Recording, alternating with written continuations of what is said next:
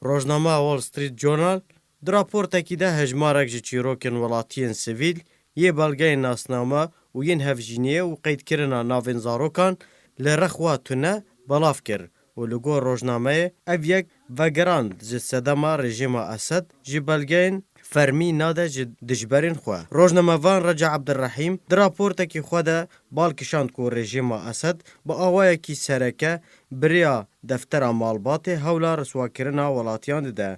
و دیار کر که رژیم دستحالاته که دن با آوائه کی هوانه لسر ولاتیان ساپاندیه پشتی کنترول کرنا دفرین برفره ین دست شورشانده. در راپورت ده هاتیه که سبارت بر رژیم هر ولاتیه کی سوری که ناوی ده دفتر مالبات ده با آوائه کی فرمی نهاتی به تومار کرن او تونه و دستور جی ری ناده که بکوه ده دبستانه ده و نخوشخانه ده و سوز جی چه خدمتان ورگره. راپورت آماجه به چیروکا مریم دکه او دایکا سوری یا دیا 3000 کنه و بوی بقاسی سالکی هول دا جبو قید کرنا ناوین زاروکن خواه لی آستانگی هوانه او دایک نکاره ناسنامه باوی وان یه به دست رژیم هاتیه کشتن پشت راست بکه. راپورت دیار کر کو زحمتیا کو مریم و سیویلین دنین دور رزگارکری دجین دکشینه زحمتیا به دست خستنا بلگین پیویست کو دورده تراژدیا ولاتین سوری ین کتنه بر پیمان چارەسەریya به دار زوره خویاد که و دیار کر کو دوی خلکین سوری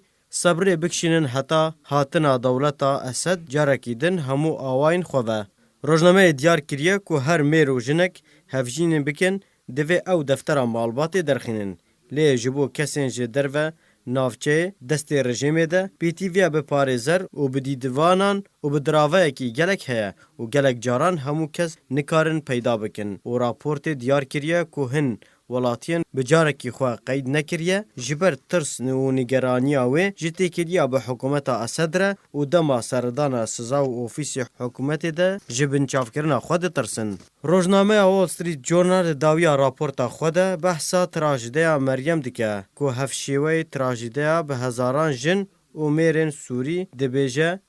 گلک کس لشامه هنه هست با آلوزین ما ام تیده درباز دبن ناکن دما ام دخوازن ببن هم ولاتین آسایی.